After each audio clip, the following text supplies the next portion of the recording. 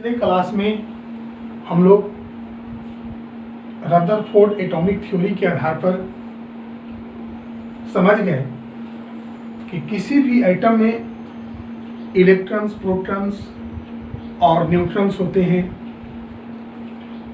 चूंकि atom neutral होता है इसलिए number of electrons is equal to number of protons. Nucleus में न्यूट्रॉन्स एंड प्रोटॉन्स होते हैं जिसको हम लोग न्यूक्लियॉन्स के नाम से जानते हैं। न्यूक्लियॉन्स, इसमें प्रोटॉन प्लस इलेक्ट्रॉन्स प्रेजेंट रहते हैं। अब हम लोग कुछ नया टर्म्स जिस पर एटम का प्रॉपर्टी डिपेंड करता है उसके बारे में पढ़ेंगे। उसमें सबसे पहले हम लोग पढ़ेंगे एटॉमिक नंबर।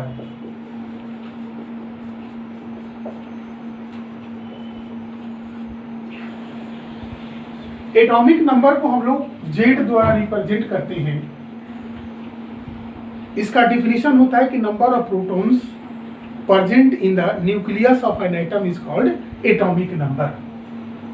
हम लोग ये भी जानते हैं कि नंबर ऑफ प्रोटॉन्स और इलेक्ट्रॉन की संख्या बराबर होती है किसी भी एटम में अगर न्यूट्रल है तो हम लोग ये नहीं डिफाइन करते हैं कि number of electrons present in the atom is called atomic number. कारण है कि इलेक्ट्रॉन की संख्या बढ़ते घटते रहता है। अगर कोई एटम इलेक्ट्रॉन को लूज कर देता है तो उस पर पॉजिटिव चार्ज आ जाता है, और अगर इलेक्ट्रॉन कहीं से गेन करता है तो उस पर निगेटिव चार्ज आ जाता है। लेकिन प्रोटॉन की संख्या में कोई परिवर्तन नहीं होता है, इसलिए हम लोग एटॉमिक नंबर का डिफिनीशन देते हैं कि the number of protons present in the nucleus of an atom is called atomic number. इस तरह से हम लोग कह सकते हैं कि atomic number is equal to number of protons plus number of atomic number is equal to number of protons is equal to number of electrons. अब हम लोग एटॉमिक मास नंबर का डिफिनीशन पढ़ेंगे। एटॉमिक मास नंबर, इसको हम लोग capital ए द्वारा denote करते हैं।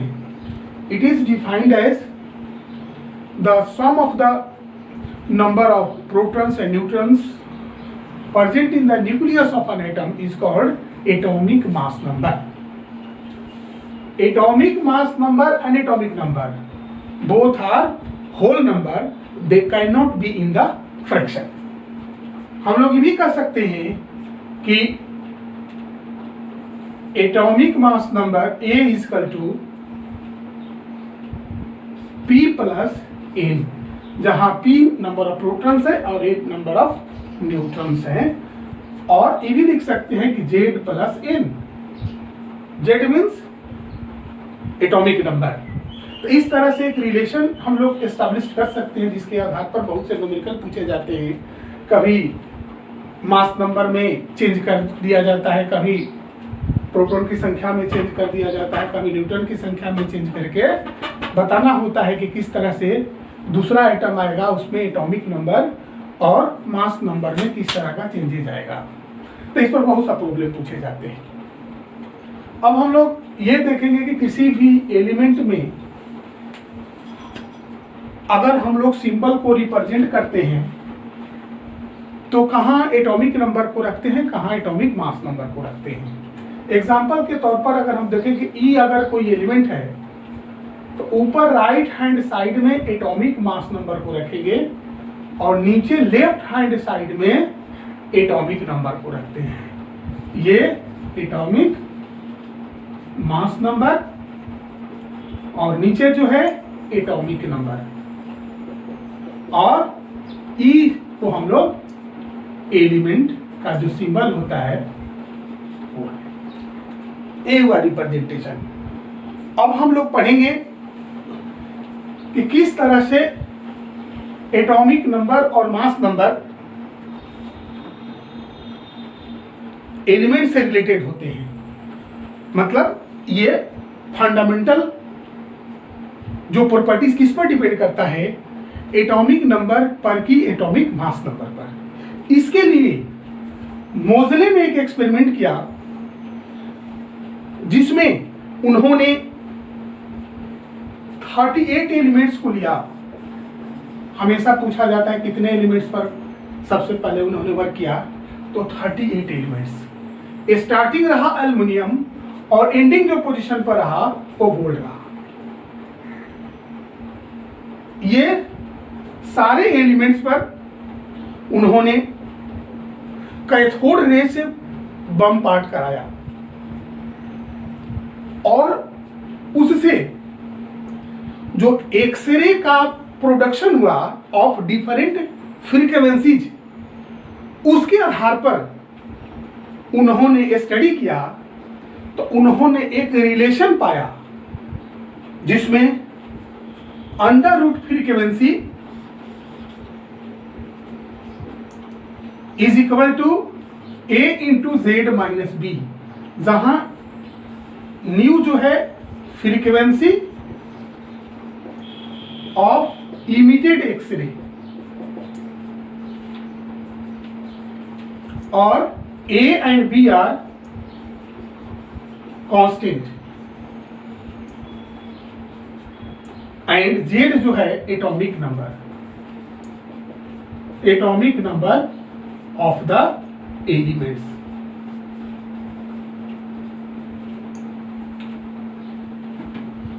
और उन्होंने atomic number of the elements और फ्रीक्वेंसी के बीच में एक ग्राफ प्लॉट किया। एटॉमिक नंबर 10, 20, 30, 40, 50,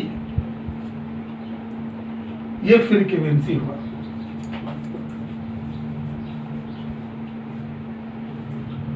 इसमें उन्होंने देखा कि एक जो ग्राफ आया वो स्ट्रेट लाइन हुआ।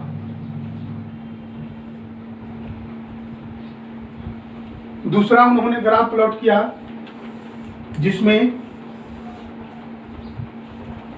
एटॉमिक नंबर ये है, एटॉमिक मास नंबर को उन्होंने रखा और नीचे स्क्वायर रूट फ्रीक्वेंसी। उन्होंने क्या देखा कि ये जो ग्राफ आया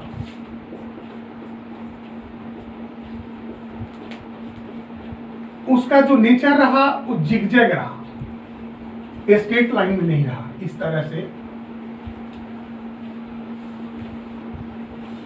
तरह से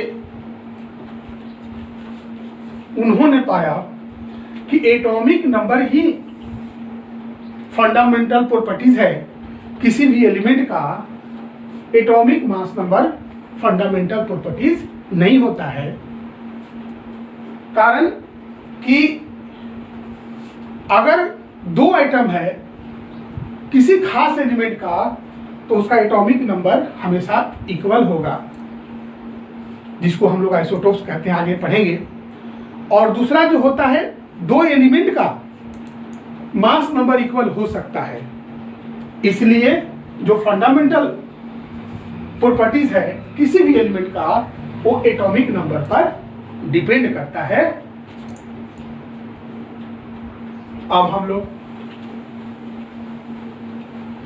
कुछ टर्म्स पढ़ेंगे जो electrons, protons, neutrons mass number पर डिपेंड होते हैं और उसके आधार पर हम लोग उसका डिफिनेशन देंगे। सबसे पहले हम लोग पढ़ेंगे आइसोटोप्स। आइसोटोप्स क्या होता है? It is the items of the same elements having same atomic number are called isotopes. इसका मतलब हुआ कि आइसोटोप्स में एटॉमिक नंबर की संख्या बराबर होगा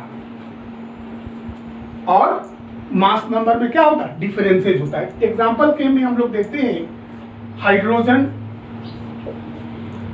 ड्यूटेरियम और ट्रिटियम। इसमें हम लोग देखते हैं एटॉमिक नंबर सबका बराबर है लेकिन मास नंबर में डिफरेंसेज है, डिफरेंट मास नंबर, लेकिन एटॉमिक नंबर सबका 1 है। इसी तरह से हम लोग एग्जांपल के तौर पर कार्बन का भी ले सकते हैं। कार्बन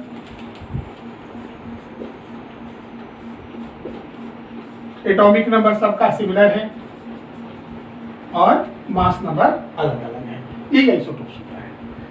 सेकेंड जो टर्म्स होगा उसको हम लोग आइसोबार कहेंगे।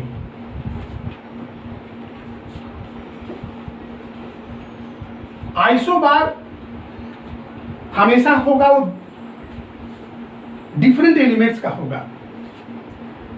तो isobars are the items of different elements having same atomic mass number. Isotopes में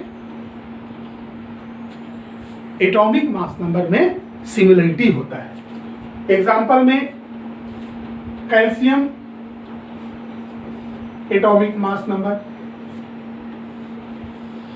40 है, एटॉमिक नंबर 20 है। पोटेशियम का अगर हम लोग लेते हैं 40, 39। इसमें हम लोग देखते हैं कि ये atomic mass number is equal to 40 और एटॉमिक नंबर 20 एंड 19 होगा एंड 19 रिस्पेक्टिवली। ये आइसोबार कहलाते हैं। थर्ड में हम लोग पढ़ेंगे आइसोटोन। आइसोटोन और इसको कहते हैं आइसोटोनिक्स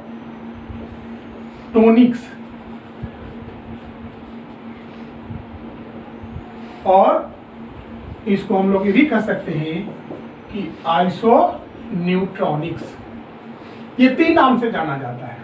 नाम से ही स्पष्ट है कि इसमें अगर 2 आइटम है तो उसमें न्यूट्रॉन की संख्या बराबर है, उसको हम लोग आइसोटोन्स कहते हैं। मतलब isotones are the items of different elements having same number of neutrons. Example H31 and He42।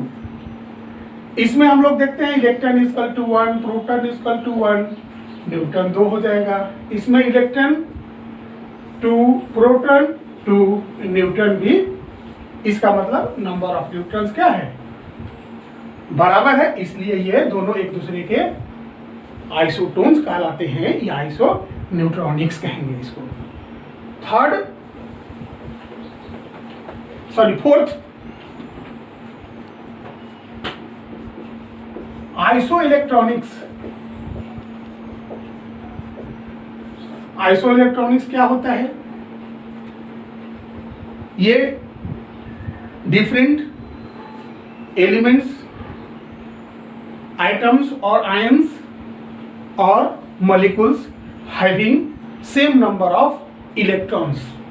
Example में आर्गन Cl-, यहां इलेक्ट्रॉन की संख्या हो जाएगी 18 और यहां पर भी इलेक्ट्रॉन की संख्या 18 हो जाएगी। इसी तरह से H2O एंड NH3। H2O में इलेक्ट्रॉन की संख्या 10, अमोनिया में भी इलेक्ट्रॉन की संख्या 10। ये सारे जो एग्जाम्पल हैं ये आइसोइलेक्ट्रॉनिक्स है। इसके बाद हम लोग पढ़ेंगे आइसोएस्टर्स।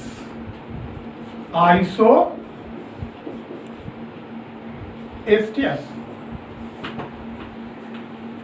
Isosteres are the molecules having same number of atoms as well as same number of electrons.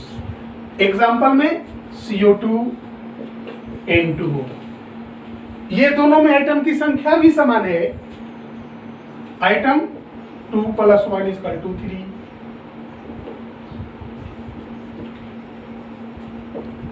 इसमें भी एटम्स 3, इलेक्ट्रॉन्स 6 + 22. इसमें इलेक्ट्रॉन 14 + 8 22. एटम की संख्या भी बराबर है 3 एंड इलेक्ट्रॉन की संख्या भी बराबर है 22. इसलिए इसको हम लोग कहते हैं आइसोस्टेयर्स. अब लास्ट आइसो डाइफेयर. इसमें होता है कि डिफरेंस ऑफ न्यूट्रॉन्स और प्रोटॉन्स समान होते हैं. ये भी जो एटम्स होते हैं वो डिफरेंट एलिमेंट्स के होते हैं. इसका मतलब हुआ कि atoms of the different elements having same number of difference of neutrons and protons. Example boron, carbon, electron 5, proton 5, neutron 6, n minus p = 6 minus 5 = 1. Electron 6, proton 6, neutron 7, n minus p = 7 minus 6 = 1. इसमें number of difference of neutrons and protons of the both the atoms is equal to 1. Therefore, these are isodiphers. Atomic weight के बारे में आप लोगों को बताएंगे.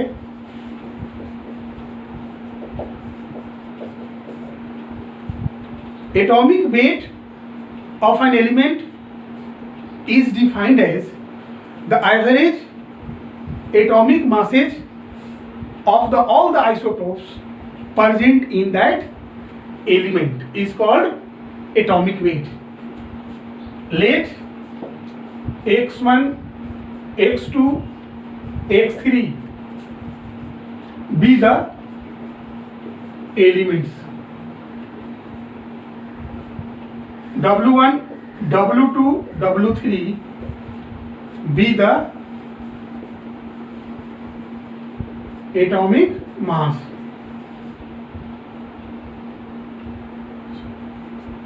Z1, Z2 and Z3 be the percentage of isotopes. Then average atomic weight is equal to W1 into Z1 plus W2 into Z2 plus W3 into Z3 divided by Z1 plus Z2 plus Z3. इसी formula के द्वारा हम लोग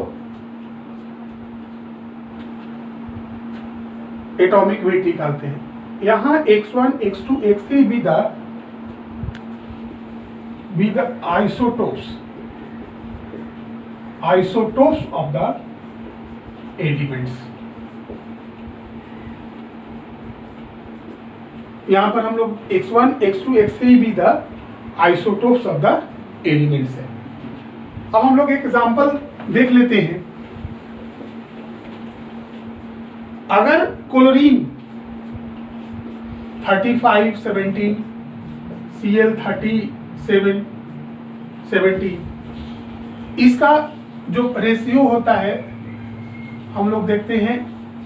percentage अगर होगा 75-25% chlorine present रहता है. Ratio अगर लिखते हैं तो 3:1 हो जाएगा। The average atomic mass of chlorine is equal to 35 into 3 plus 37 into 1 divided by 3 plus 1 is equal to 105 plus 37 by 4 142 by 4 is equal to 35.5। इस तरह से हम लोग निकाल लेते हैं। अब हम लोग नेक्स्ट क्लास में वेव के बारे में पढ़ेंगे। वेव क्या है, उसका कैरेक्टरिस्टिक्स क्या होता है, स्पेक्ट्रम क्या है, ये सारी चीज नेक्स्ट क्लास में हम लोग पढ़ेंगे, जिसका इस टॉपिक से बहुत अच्छा रिलेशन है और जिसके आधार पर हम लोग इलेक्ट्रॉन्स का भी स्टडी करते हैं।